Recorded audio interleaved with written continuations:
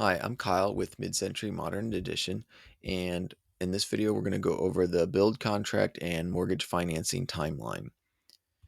So, in the previous video, I had shown the timeline for working with the architect, and so that consumed basically all of 2022.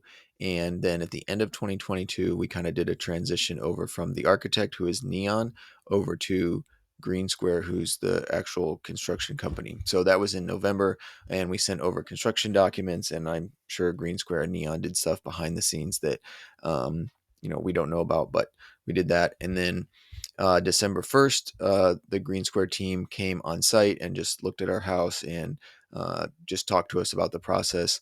And then a little bit after that, they sent us a pre construction agreement, which is just basically us paying them money to go through the whole process of bidding and estimating how much everything would cost to do the construction based on the plans that they were given.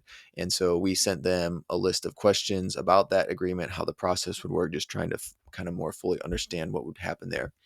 And then also in December, we started using CoConstruct, which is just the online platform that allows us to communicate with the builder and has categories for everything, every different topic and item that's going to be in the project. So that was at the end of 2022. And then in 2023, we get into the actual contract and financing. So because we sent that to them, the questions in December, holidays and all that, we got some answers back in January. And then we after that came through by January 9th, we were ready to move forward, pay the first invoice, and get started for the pre-construction agreement.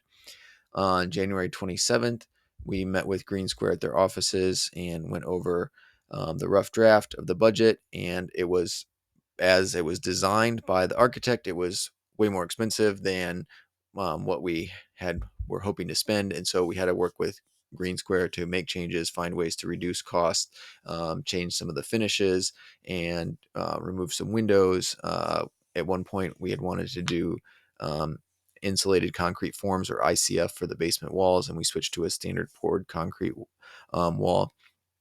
So just working with them through that process. And then in February, we started applying for mortgages. And then in April, we paid them to pull the construction permits with the city. Usually you would like kind of just do that once you got all the financing, but we didn't want the permits to delay anything. And we were thinking that financing was going to be done pretty soon in April, but it really wasn't. So then by May 17th, we actually signed a final construction contract with Green Square. And part of this process was the mortgage company required that we actually sign that contract before they would do the appraisal, which I guess I kind of understand in some ways, but also it kind of really delayed the project because we had to have, um, I don't know, it was complicated. So, anyways, that's the order that things had to be done. So we had to nail down and get final details with the construction company, but we were doing that before we actually knew if we could afford it based on the appraisal. So, um, I guess like I said, I can see it both ways, but that's the order that they made us do it. And then in June 23rd was when the actual appraisal came out. So you can see, like, it was just, I mean, over a month of just basically waiting for them to come do the appraisal, because this is May and then this is June 23rd. So over a month of just waiting. And then eventually the appraisal came back, and it wasn't until August 19th that we were actually able to do the closing for the mortgage. So uh, these things just take time, and there was probably other complicating things. One thing was that they made us redo the contract, and with the construction company, and the mortgage company wanted to have a 10% contingency fund on their books and their thing. So we had to take the contingency fund out of the Green Square contract. So anyways, all that happened. And then uh, after the mortgage closed, then it looks like 11 days later, we had this pre-construction meeting on site to go over final details with the guys who would be supervising the build.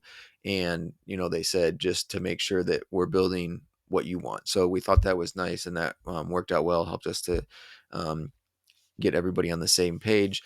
One thing that has kind of been tricky is that they switched the online platform for tracking the whole project from the co-construct, because I guess it's been bought and it's now like a discontinued product. So we're no longer using co-construct to manage everything. It's in JobTread, which is maybe in some ways a little bit more modern and has some nice features, but it is a little bit harder to see every single individual detail about the project broken out. So that has caused some difficulties, and it doesn't really notify us as well as the co-construct used to. So that's what happened. And then September 12th was our groundbreaking day. So you can see, we started in basically December, and then we didn't even break ground until September 12th. So it was, 10 and a half months from talking to the contractor to actually getting started. So that's the timeline that it took for our project and what we went through. Every project is going to be different, but I hope this helps somebody, and go ahead and subscribe. Thanks.